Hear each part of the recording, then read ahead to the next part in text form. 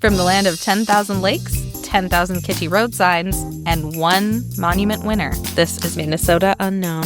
Each episode, we'll take a deep dive into Minnesota's storied past, with a special emphasis on the surprising, the unusual, and little-known history hidden in plain sight.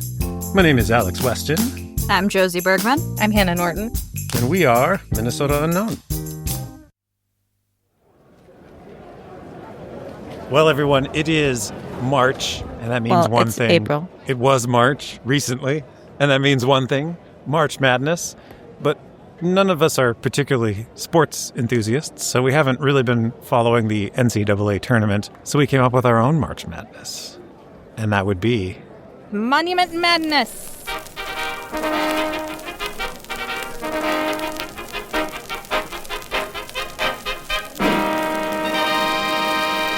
Monument Madness. Because if there's one thing we love in Minnesota, it is giant kitschy roadside statues of things and other strange monuments to pull the tourists in. So we solicited nominations on our website and on our social media channels. And based on those nominations, we came up with a bracket of 16 monuments that were to go head to head. We had 4 different ways you could vote. We had a Google form you could fill out. We had posts on Instagram, TikTok, Facebook, all of which you could comment on. And we are going to walk you through the history behind some of these monuments and also how the matches unfold. And as you can hear, the crowds are gathered right now in the stands, anxiously awaiting this year's tournament. Isn't that right, crowd?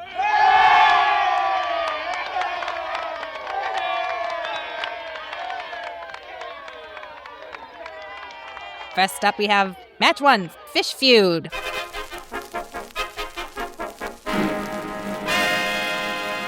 Wally the Walleye in Garrison versus Big Fish Supper Club in Bena. What are the fish feuding about? I don't know, Josie, I don't know. With well over 10,000 lakes, fishing is one of Minnesota's most popular pastimes. Almost as popular as the tradition of mounting giant fish statues near every major lake. Don't mount those fish, they don't like it. There are literally dozens of giant fish monuments across the state, but only 2 received enough nominations to make it into our net for March Madness 2026. First up, Wally the Walleye. Alex, what can you tell us about this big boy? Well, this big boy sits on the northwestern shore of Lake Mille Lacs in the small town of Garrison, Minnesota. With a population of 194, it is actually the smallest town in America to have its own McDonald's. Well, aren't they fancy? It's also one of a half dozen towns in Minnesota that proclaims itself to be the walleye capital of the world. Well, I ought to believe it when I see it. Yeah, well, I'm not qualified to weigh in on that particular dispute, but helping them stake that claim is a large walleye statue affectionately known by locals as Wally, typically stationed in a turnaround overlooking the lake just off Highway 169. So when you're in Minnesota, don't ask where's Waldo. Ask where's Wally. He's actually 15 feet long. They put 15 feet on that fish? Nope, just fins. Now, on the base of the monument, there's a plaque You should go to the dentist. that reads, Legend has it this walleye was caught by Paul Bunyan and Babe the Blue Ox. After a 3-day struggle, Paul finally wrapped his line around Babe's horns, and Babe pulled the fish out of Lake Mille Lacs and up into Garrison Beach. So that's one story, and others have it that the fish is actually made of fiberglass and was installed by the town in 1980. Now, one thing that sets Wally apart that makes it different than many of the other giant fish around Minnesota is it's unusually anatomically accurate. Ah, the whole rod and tackle. Now, they have different equipment, but also he's mobile. He can move. Several times each year, Wally the Walleye is actually lifted off his pedestal and placed on a flatbed trailer so that he can participate in local parades and celebrations. Is he marching in the parades? No, he swims. All right, that's enough of that. Next up, the Big Fish Supper Club in Bena, Minnesota. Population, 143. Yeah, so this started in 1958 when an entrepreneur from Bena, Minnesota named Wayne Kumpela built a hamburger and ice cream stand. And this is right along the busy U.S. Route 2, which is kind of the main east-west way to cross the northern part of the state. And in order to catch the eyes of travelers, he decided to fashion his hamburger and ice cream stand in the form of a 65-foot-long fish, specifically a muskellunge. It opened in 1958 as the Big Muskie Drive-In, and customers would enter through the mouth and dine in the fish's belly. That's usually how I do it. It was made of a wooden frame by Wayne himself and covered in tar paper, but painted to look realistically like a muskie. And it was real musty inside. Well, it actually was never as popular to sit inside the fish as Kumpula hoped, mainly because it would get incredibly hot in there. This is, a tar paper shack that's having the sun beat down on it. There's no air conditioning at this point. So by 1965, the restaurant had actually been turned into a souvenir shop. In 1972, it was attached to a log cabin restaurant built next door, and at that point renamed the Big Fish Supper Club. Any postcards associated with the Big Fish Supper Club? Why, yes. In the opening credits of the 1983 classic film National Lampoon's Vacation, there's a whole collection of postcards of different tourist traps around the country, including the Big Fish Supper Club featured in those credits. National Lampoon? You need a big harpoon to catch that fish. Wow, this fish must have lasted forever in perfect repair. No, despite being named by travel writer Charles Kuralt as, quote, his favorite building in America, after the 70s, it saw a steady decline in business for the next few decades. And by the early 2000s, the building was kind of falling apart. Would you say it was floundering? In 2009, the Preservation Alliance of Minnesota actually listed the Big Fish Supper Club on its annual list of 10 most endangered historic places, calling it, quote, the superlative example of Minnesota's biggest aquatic life form, the muskie. This launched a major effort to save the endangered fish, and they raised money from all over to restore and revitalize the building. How revitalized is it? Was it wiggling around over there? It is once again open today. You can now dine in it, and it is also a resort. There's little cabins nearby that you can rent. Tell us, these fish duking it out, fluking it out, because they have flukes. Flukes. Is that a body part? That's what's on whales. Okay. Did they finish the race? And how did it finish? So Wally and the Supper Club both had passionate fans. Now, it was a bit of a nail-biter, but Wally prevailed over the Supper Club by a total of 454 to 339. So Wally ended up moving on to the next round. Wow. Riveting stuff. What's our next round? Match 2, Giants of Industry and Agriculture.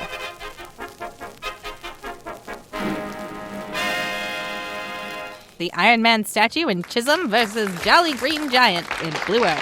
First up, Iron Man, at 85 feet tall. Wow, that's one big lad. What can you tell us about this man? The Iron Man Memorial in Chisholm was a massive work of sculpture that was completed in 1987 Like as a Tony Stark? Nope. This is not associated with the Marvel character Iron Man. They couldn't get the right. This What's is, the in point? fact, a tribute to the generations of miners working in Minnesota's Iron Range. Children shouldn't labor. But it actually, there was a 30-year journey leading up to that moment. Well, it's not a miner anymore. So yeah, the story begins in the 1950s with conversations between World War II veterans and civic leaders trying to find a way to honor the contribution of Minnesota's iron miners to the war effort and to the industrialization of the U.S. You gotta iron out the details.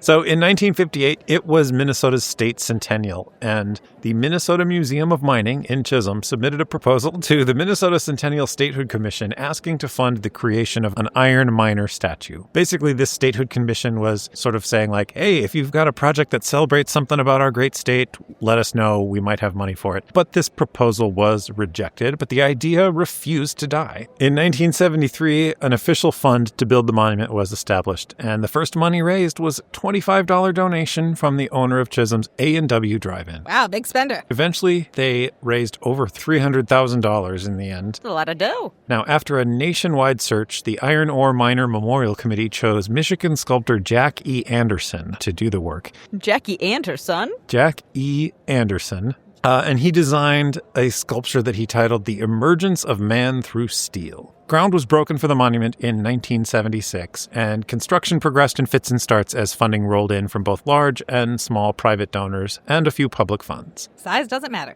Well, it does here because the finished monument stands 85 feet tall. That's a tall child. Yep. A crowd of 1,500 people gathered to watch the dedication ceremony on July 4th, 1987. And next up, we have the Jolly Green Giant. Ho, ho, ho. Green Giant. Santa? Nope. So the deep history of the Jolly Green Giant, it goes way back to 1903 when the Minnesota Valley Canning Company was established in Le Sueur, Minnesota. And in 1925, they began contracting with farmers in the Minnesota River Valley to grow a newly developed extra-large variety of peas. And the company branded these peas as Green Giant. And even so, people didn't want them. It was, too unusual, too weird. So in 1928, they hired an artist named Carly Stannock to create a mascot to help sell the peas. And she came up with this weird-looking caveman guy holding a giant rack of peas, and she named him the Pea Man. Classic. I'm sure that name stuck forever. No.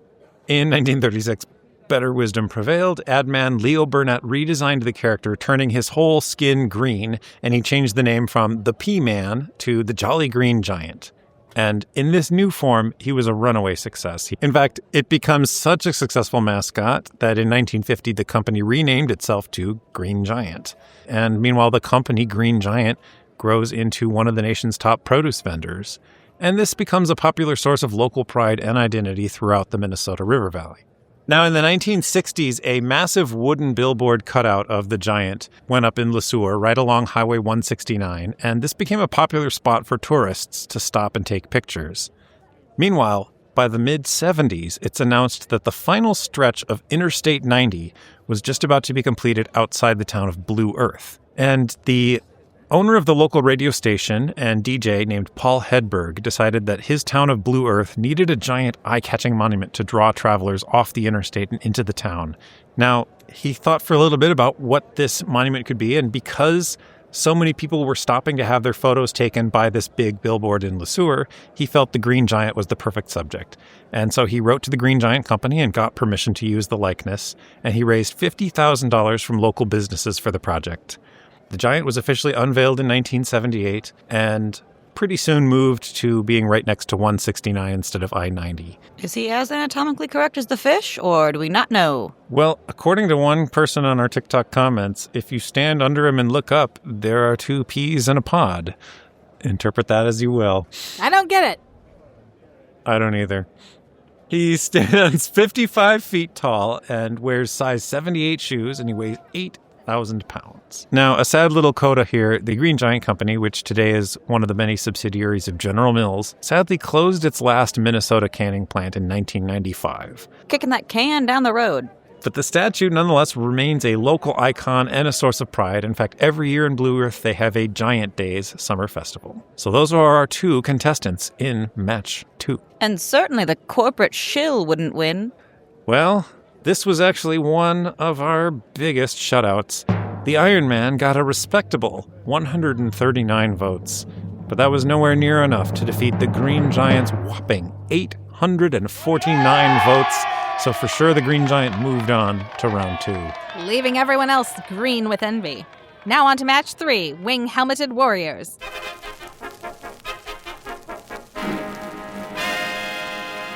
Big Ole the Viking in Alexandria versus Herman the German in New Ulm. Now these 2, the deep history behind them is a little problematic, and we're going to have to get serious for a moment, so I may need my 2 announcers to step out of the room for a moment. We'll see you on the other side of the monument. Good luck, kids. All right. So, these monuments, their context is debates about national American identity. They both have their origins at the turn of the 20th century, a time when 1 out of 3 Minnesota residents had been born outside the United States, and another 1 out of 3 was the child of immigrants. So there's massive immigration happening. Many had come from Europe, and this is the era in Europe where nationalism is the name of the game. It's a time when national and ethnic identities are being forged, in part by appeals to an imagined past. And these European identities and national myths were carried into the U.S. by immigrants, and they fed into the identity politics on this side of the Atlantic. Now, the 1890s was also a period of fierce culture war debates over who is and isn't allowed to call themselves American. And these debates were largely defined by white supremacy, an ideology that unfortunately was then at the height of its power. But even within, quote, whiteness, there was disagreement. Among European groups who often had their Americanness called into question were the Italians, the Irish, and in fact, Catholics in general. These groups began promoting the celebration of Christopher Columbus as the heroic discoverer of America. In the sort of whitewashed version of history, American history begins in 1492. And so by highlighting the Catholic and Italian heritage of Columbus, these somewhat marginalized groups were making a claim to being at the core of American identity. But the Scandinavians weren't going to just sit by idly. Scandinavian Americans were also eager to write themselves into America's core identity, and as Columbus celebrations grew in popularity, they began highlighting the Viking Leif Erikson, who is thought to have reached the shore of Canada around the year 1000, so a good 400 plus years before Columbus. Now, it's in 1898, at the height of these cultural debates about the meaning of Americanness, that a Swedish farmer named Olof Oman claimed to discover a rock inscribed with Viking runes on his farm near Alexandria. Known today as the Kensington Runestone, this object was cited as clear evidence of a visit by Vikings to what's currently west-central Minnesota in the year 1362. The authenticity of this runestone has been vigorously debated ever since. The majority of scholars have concluded it to be a fraud, but a passionate minority continues to defend the find as genuine. We don't have the time to wade into that debate here, but what matters for our story is that in Alexandria, Minnesota, a town with a high percentage of Scandinavians, the runestone became a key source of both local pride and pride in Scandinavian heritage. And, somewhat problematically, it also helped seem to legitimize Scandinavian settlement on land that had only recently and quite traumatically been taken from the Dakota people. Now that's the backstory. At this point, we can fast forward to 1958, and I will invite my two announcers back in. Well, hey there. Hello, we're back. That was a bummer. Yep. So this is when the Alexandria Chamber of Commerce decided to commemorate the Minnesota State Centennial with some of that centennial money that the Iron Man didn't get, and they decided to construct a museum to house and display the Kensington Runestone. And over the next few years, this attraction proved so popular that they actually decided to send the tablet and put it on display in the Minnesota Pavilion at the 1964 World's Fair in New York City. Seems fair to me. Alexandrian businesses raised an additional $20,000 to build a 4-ton fiberglass Viking to accompany the exhibit. That's what the world needs more of. Now this statue, who soon became nicknamed Big Ole, returned to Alexandria in 1965, where he's been a popular photo spot ever since. Is that where Taco John got the idea?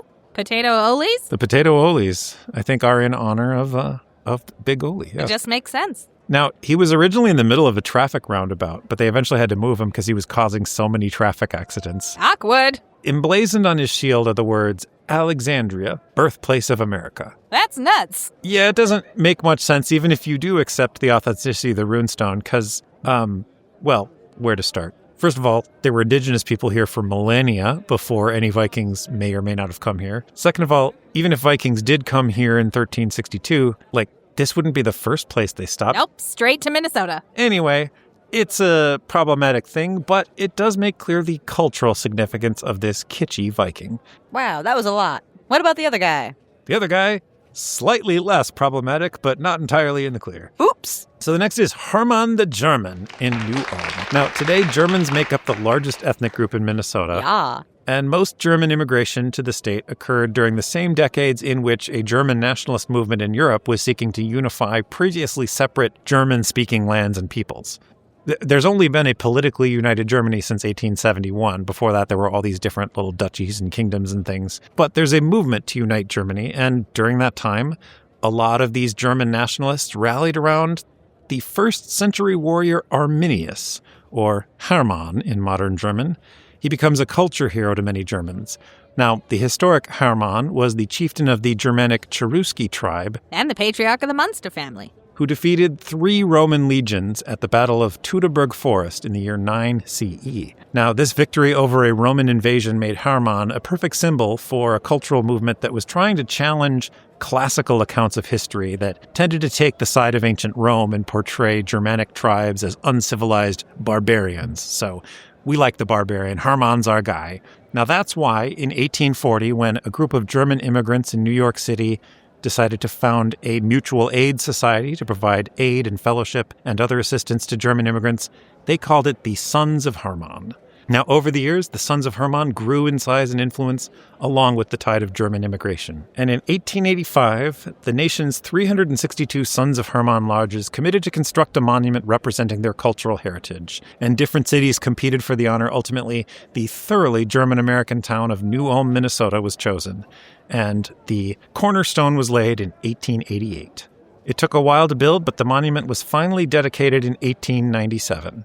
So this is a giant copper-plated iron statue of Hermann, which stands 27 feet tall atop a 70-foot colonnade and dome for a total height of 102 feet. Again, a lot of shoes. He's actually the 3rd largest copper statue in the U.S., after the Statue of Liberty in New York and the Portlandia sculpture in Portland, Oregon. Cleverly named. After the show? No, there's a Portlandia building with a statue on it. Wow. Pretty sure it's after the show, but we'll move on. A little side note I have to say, today, Hermann is in desperate need of repair and restoration. An estimated $11.6 million worth of work is needed. So they are, as we speak, trying to raise money for that. It means a lot to the people of Know Ulm. It's been there for 129 years. And an interesting thing to note, again, you can go to our website and see these pictures, or you can look at the link in the show notes. But both Big Ole and Herman the German are pretty much dressed the same.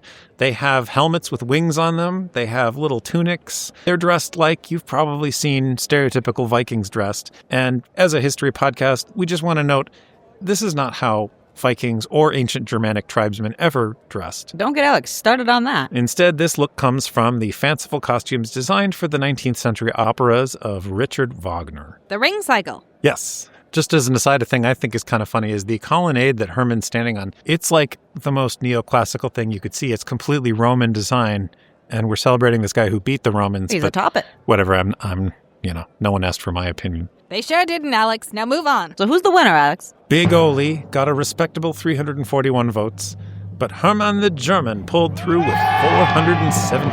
Sehr gut. All right, Hannah, what do we have up next? We have match 4, sibling rivalry. Spoonbridge and Cherry in Minneapolis versus world's largest loon in St. Paul. Alex, what can you tell us about the Spoonbridge and Cherry? I don't know what that means. And they're fighting a crazy person? A loon in St. Paul? We got a lot of those on that corner. They're fighting a loon in St. Paul, Alex? Well, it's officially known as the Calling, but first, the Spoonbridge and Cherry. You're the one who wrote this. The Spoonbridge and Cherry is a work of monumental art in Minneapolis. In the early 1980s, the Walker Art Center and the Minneapolis Park Board began planning an 11-acre outdoor sculpture garden outside the Walker Art Center. Because who doesn't need one of those? Yeah.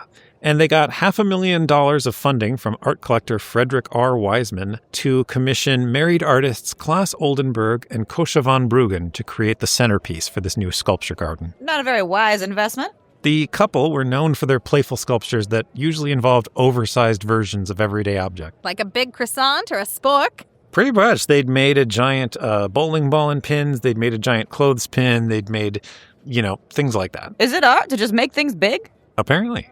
Now, Oldenburg quickly decided that the piece needed to revolve around a pond or a lake to honor Minnesota's very lake-filled landscape. So then he began free associating shapes that reminded him of lakes and Minnesota. And these shapes included a canoe, the prow of a Viking ship, ice skating, and a duck. He decided a massive spoon crossing over a pond would suggest the curves and outlines of these shapes. That's the stupidest thing I've ever heard, Alex. Well, luckily his wife, Kosha van Bruggen, then suggested adding a cherry with a fountain on the stem. Well, that changes everything. Isn't that just a cherry on top? Now, this spoon was so big it had to be fabricated out of aluminum and steel at 2 New England shipyards. Naturally. The piece was dedicated along with the sculpture garden in 1988. To who? Cthulhu? The Spoonbridge and Cherry has quickly become an iconic symbol of Minneapolis and is one of the most photographed sites in the whole state. God knows why. Anyways.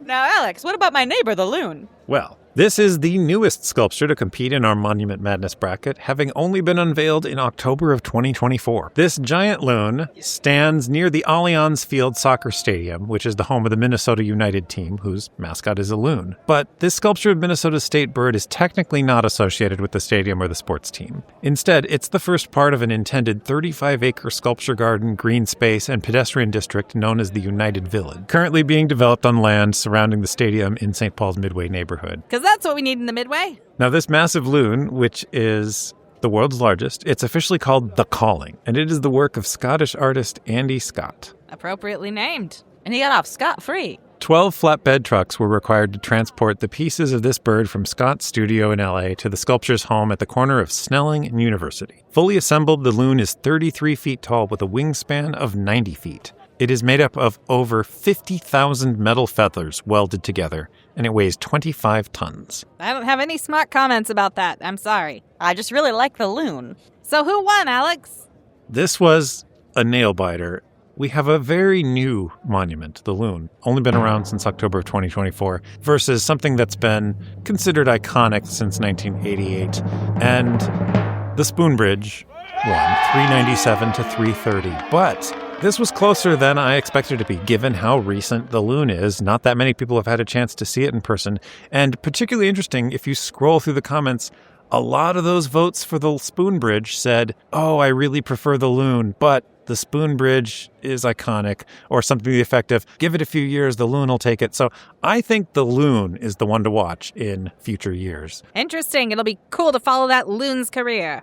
All right, moving right along to Match 5, the world's largest. World's largest ball of twine made by one person, an odd specification, in Darwin, Minnesota, versus the world's largest hockey stick in Eveleth, Minnesota. First up, the big ball of twine. Now, Alex, I've heard of many balls of twine in my day. What can you tell us about this Minnesota-specific one? In the early 20th century, competitive twine balling was actually a thing. Of course it was. People would compete to have the biggest ball of twine. Now, this got its start from the lean years of the Great Depression, when every bit of twine, which is used on farms for things like baling hay and straw, supporting crops, etc. I've always said, if you can't fix it with twine, throw it away. It became a thing where you would gather up every little bit instead of throwing it away. Alex, I think your parents just didn't want you in the house. Now, after World War II, as more prosperous times returned, you didn't necessarily need to keep saving every bit. Twine is cheap, but gathering and saving ever bigger balls of twine just for the sport of it became this popular pastime among Midwestern farmers. You would actually have at like county fairs, they would have contests for the biggest ball of twine. Everyone loves bigger balls. This leads us to Francis Johnson, a farmer in Darwin, Minnesota. He wound his first piece of baler twine in March of 1950. It was a red letter day. And would continue to add to his ball of twine for the next 29 years. Wow, he was really having a ball with that one. How bored was he? Eventually, the ball was so large, he couldn't even lift it or wind the twine by hand. So he got large railroad jacks that had been designed to lift boxcars to help him wind the twine. He finally retired from twine ball rolling in 1979, leaving a ball 12 feet in diameter that weighs 17,400 pounds. That same year, the Guinness Book of World Records certified that Johnson's ball of twine was the world's largest. Now, when Johnson died in 1989, was he buried inside of it? The city of Darwin moved the ball into a special plexiglass gazebo in the center of town, and it draws tourists to this day. It's even been the subject of a song by Weird Al Yankovic. What was the title of that song, Alex? The Biggest Ball of Twine in Minnesota. It's on his album UHF. You had that too quick. One thing of note, since 1993, at least 2 other balls of twine have now surpassed Darwin's in size. However, those are both community efforts contributed to by hundreds of people. The ball of twine in Darwin remains the largest ever rolled by one person. You hear this here first, folks. Don't work with others. Rugged individualism. So, Alex, tell us about the hockey stick. As you know, Eveleth, Minnesota, up on the Iron Range, has been home to the United States Hockey Hall of Fame since 1973. And in 1995, they installed the world's largest freestanding hockey stick to honor this small town's devotion to the sport. Now, this 107-foot-long stick was manufactured by the Christian Brothers Hockey Stick Company using the exact same process and materials as standard-sized sticks, featuring a shaft 15 inches thick and 22 inches wide made of glued layers of white and yellow aspen. Get shafted. Unfortunately, while this method produces excellent normal-sized hockey sticks, this method of construction proved unsuitable for a 7,000-pound behemoth exposed to the elements year-round through all of Minnesota's big temperature swings, and within a few years the stick had begun to crack apart. Luckily, a new, more durable giant hockey stick was installed in 2001. Thank the Lord for that. For many years, Eveleth boosters had to carefully qualify their claim to hockey stick supremacy by noting that they had the world's largest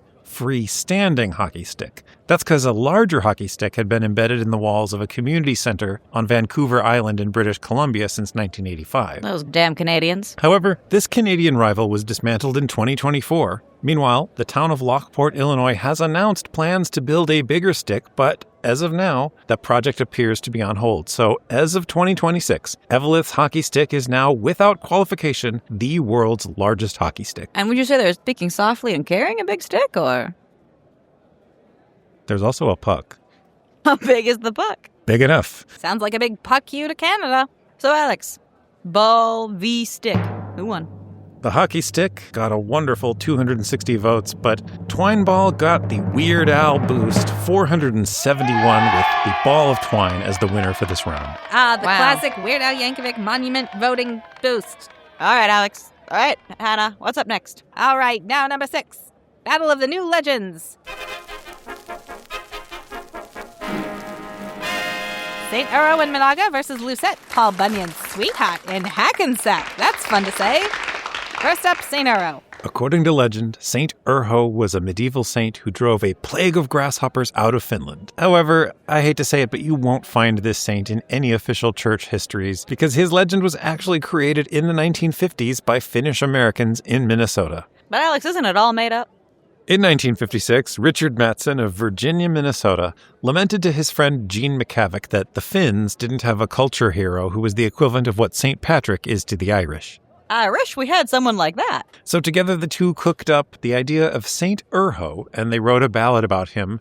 Now, the original ballad has him casting frogs out of Finland and saving a crop of wine grapes. Riveting. Now, the story immediately took off among Finnish Americans, and as the story spread, the plague of frogs got changed to grasshoppers as a nod to the very real grasshopper plagues that swept across Midwestern farms in the 1870s. Ah, yes, on the banks of Plum Creek. Eventually, it was decided that the fictional saint should be celebrated on March 16th, a day ahead of St. Patrick. So Take if you're that, both loser. Irish and Finnish, that's 2 days of festivities. Por qué no los dos? Today, there are actually St. Urho celebrations in Finnish American communities across the U.S. and Canada. And there are actually several dozen statues of him, including a 12-foot statue dedicated in 1982 in the town of Minaga, Minnesota, where on March 16th, they have an annual St. Urho's Day parade.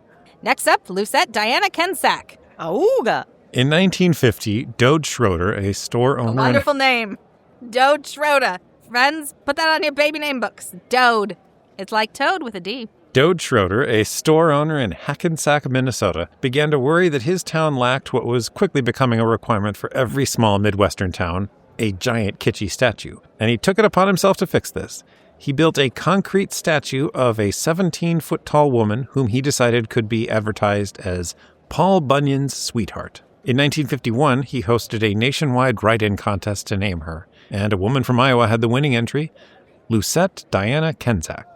On June 27, 1952, the first Paul Bunyan Sweetheart Festival was held in Hackensack. Proving once again that we can make a festival for literally anything. And ever since, the character of Lucette has found her way into various books of Paul Bunyan lore. And in 2007, Paul Bunyan's Sweetheart was the star of her own children's book by Mary Beth Lorbiecki, illustrated by Renee Graff. All right, well, Alex, what was the outcome of that heated rivalry? St. Urho came in with 236 votes, but it was not enough to overcome Lucette with 464. So Lucette moved on to the next round. Sounds like a sweetheart of a deal. All right, folks, it's time for match 7, Concours des Voyageurs. What? I don't know. I don't speak French. It's Pierre the Pantsless in Two Harbors, Minnesota versus Big Vic the Voyager in Rainier. For over 200 years, life in what is now Minnesota was profoundly shaped by a dynamic trade relationship between indigenous trappers and European fur companies, with fur pelts and trade goods being transported back and forth by hard-working canoe paddlers known as voyageurs. Today, Minnesotans salute this important history with the highest honor that can be bestowed, giant campy roadside monuments. First up, Pierre the Pantsless Voyageur. I must shield my eyes. Yes, in 1960, businessman Stanley Nelson hoped to take advantage of increasing tourism along Minnesota's North Shore by opening the Voyageur Motel in Two Harbors, Minnesota. To help attract tourists from busy Highway 61, he also built a small Voyageur museum alongside the motel, along with a 20-foot Voyageur made of concrete and chicken wire, lovingly nicknamed Pierre. In keeping with the historical fact that many voyageurs adopted indigenous fashions, including the wearing of breechcloths and leggings rather than trousers, Pierre, notably, has no pants. Originally, Pierre's head could move from side to side, his eyes moved and glowed red, and he had a speaker so he could talk, all controlled from the inside by a motel employee. Or possibly controlled by Satan. Over the years, these features stopped working, but his popularity never declined. The museum closed in the 1970s, however, and in 2008, the back half of the motel was destroyed. An online campaign was launched to save the statue, and he gained popularity on social media as an account claiming to speak as Pierre became widely known for his witty remarks. In 2011, Pierre the Pantsless was moved and fully refurbished. Today, he stands proudly as an iconic symbol of defiance against the tyranny of pants. Wow. Next up, what do we got? Next up, Big Vic. Tell us more about that, Alex. In 1971, President Richard Nixon signed legislation allowing for the creation of Voyageurs National Park, which formally opened in 1975.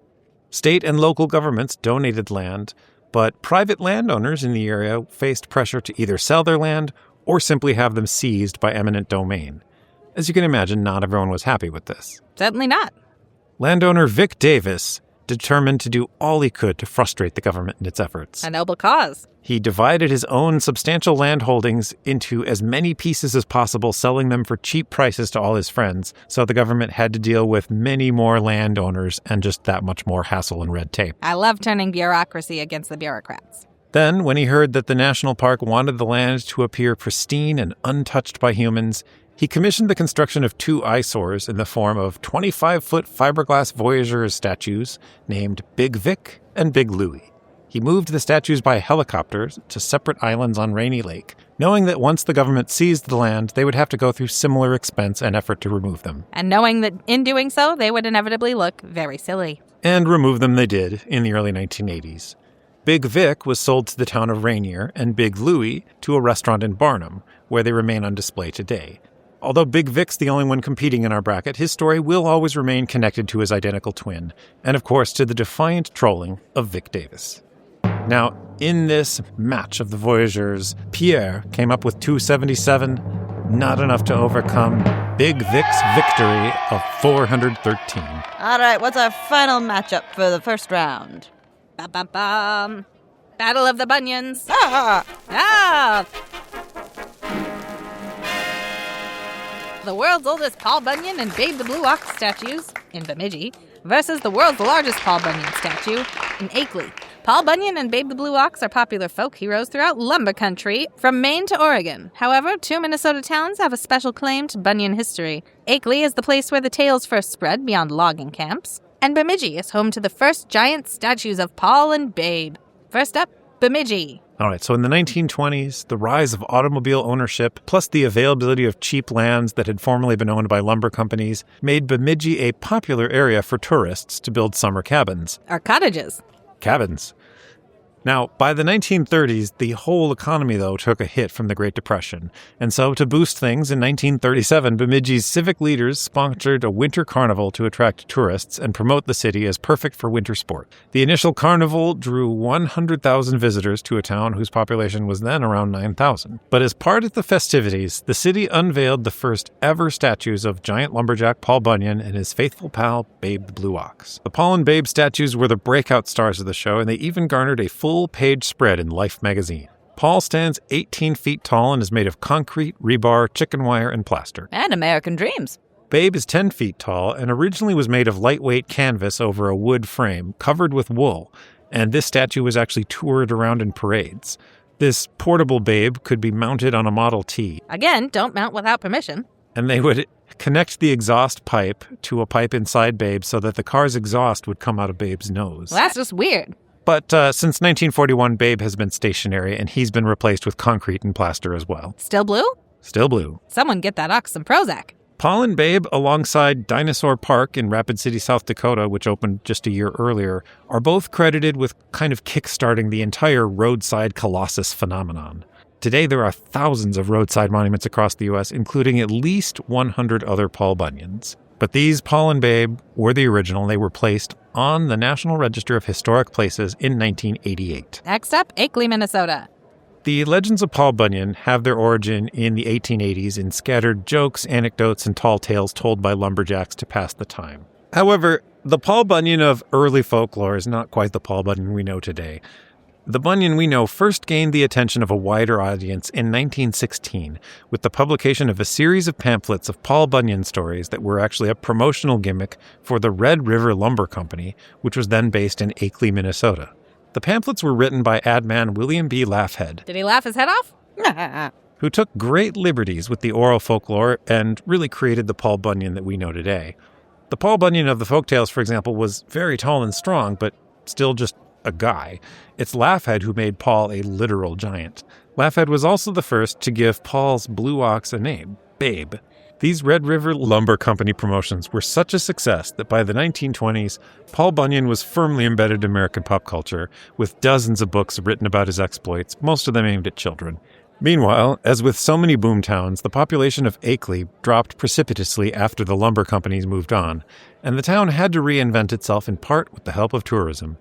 In 1949, the town unveiled an oversized wooden baby cradle said to be Paul Bunyan's. Then in 1984, they opened the Paul Bunyan Historical Society and Museum, and Akeley resident Dean Kreutzer and his 6 grown sons began building a Bunyan statue using fiberglass and over 4 tons of welded steel. Dedicated in 1985, Akeley's Paul Bunyan is the largest in the world. He's seated with an outstretched hand that visitors can pose it. If he were to stand, this Paul would be over 60 feet tall. But he'll never stand, because he's a statue. Hey, if you stand for nothing, you'll fall for anything. Well, Alex, which of the big Bunyans was best? Bemidji's Paul and Babe had a commanding lead, garnering 607 votes in the first round, absolutely crushing the larger but newer Paul Bunyan in Akeley, which only got 118 votes. And that just brings us to round 2. But now we know all the competitors. Our first match for round 2 is... Wally the Walleye versus the Jolly Green Giant. Now, who's your money on in this match? You already told us who won, Alex. That's why it's a good bet. The Green Giant won thoroughly, 835 to 144, knocking Wally out of the round. In the next match, match 10, Herman the German faced off against the Spoon Bridge. The Spoon Bridge got a respectable 266 votes, but Herman the German pulled through with 429. Next, the world's largest ball of twine faced off against Lucette. 360 to 205, ball of twine in the lead. And for the last match of round 2, Big Vic the Voyager faced off against Paul and Babe and didn't have a chance. Big Vic getting 77, Paul and Babe coming in with a whopping 514 votes. Crushing defeat. That brings us to round 3, the final 4. Herman the German and Green Giant, Battle of the Minnesota River Valley. 2 big boys. Not big enough for Herman, though. 376 to Herman, facing off against 1,539 votes for the Green Giant. And is this where the game got rigged? Possibly. We'll talk about that in a moment. And in the other round, the Ball of Twine faced off against Paul and Babe. Now, despite Weird Al's best efforts, Paul and Babe pulled through, winning with 958, crushing the Ball of Twine's 325. They can pull an ox cart and they can pull through in the competition. Which brings us down to the final showdown. The Jolly Green Giant in Blue Earth, Minnesota, versus Paul Bunyan and Babe the Blue Ox in Bemidji. Now, I'll remind our listeners at this point that we had 4 different ways you could vote. We had a Google form you could fill out. We had posts on Instagram, posts on TikTok, posts on Facebook, all of which you could comment on. And adding up the total from all 4, the Jolly Green Giant came in with 2,491 votes, decisively beating Paul and Babe, who came in with only 705 votes. That is a crushing defeat from a green man. Yes. That But giant stomped all over them. Oops. here's the thing. When you look closer at the data, most of those Green Giant votes were in the Google form, where the Green Giant got 2,179 votes and Paul and Babe only 41. Seems a little uneven. Yeah, in fact, if you look just at the social media comments, Paul and Babe are the winners, with 332 over Green Giant's 156. Now, what we suspect is perhaps people were voting more than once in the Google form. And you know what? That's just fine. That's allowed. We didn't say you couldn't. We didn't make it so that you couldn't do that. We like the enthusiasm. We do wonder who had the time. We're not saying anyone cheated. You followed the rules as we established them, and so the Jolly Green Giant is legitimately the winner. However, we felt bad for Paul and Babe, but especially since in the social media comments they were the clear winner. So we decided to give the top prize to the Green Giant, but we wanted some consolation for Paul and Babe. So we created a special original artwork of the Jolly Green Giant lifting up Paul and Babe onto the winner's podium and all sharing in the glory. Now, prints and t-shirts are for sale right now at our website, minnesotaunknown.com. You can find a link in the show notes and in the description. And who was responsible for that beautiful piece of artwork? It was made by me, Alex Weston. No AI was used. We would never. So that is unfortunately where we have to leave things with Monument Madness 2026. Congrats to all who played. In a way, they're all winners, but in a more accurate way, Jolly Green Giant is the winner. We want to thank you all for coming along. We will be doing this again next year, so stay tuned for Monument Madness 2027. Loon lovers, get in the comments. Until next time, Stay monumental. Hell yeah.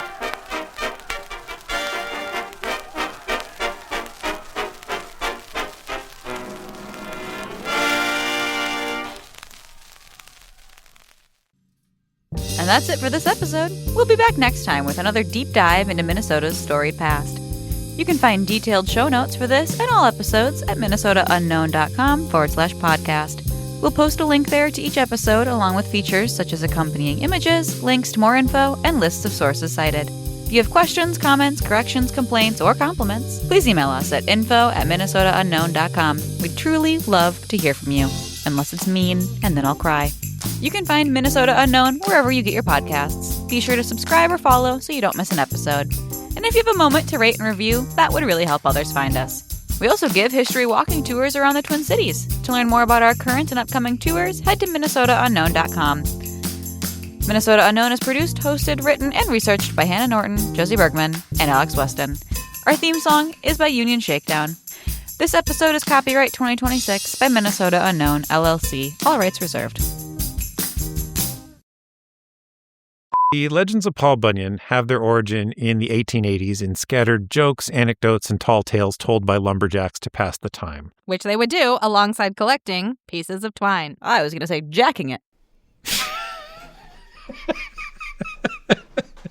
Laughead was also the first to give Paul's blue ox a name, Babe. You have a thing for the ox? These Red River... All right, so the world's biggest bunion versus... I had the world's biggest bunion once, but a podiatrist fixed it for me. Thank you, Dr. Scholl. I bet the Are you okay? this whining, Are you having a stroke? yes, a stroke of genius. Don't stroke my ego too much or I'll go off the rails.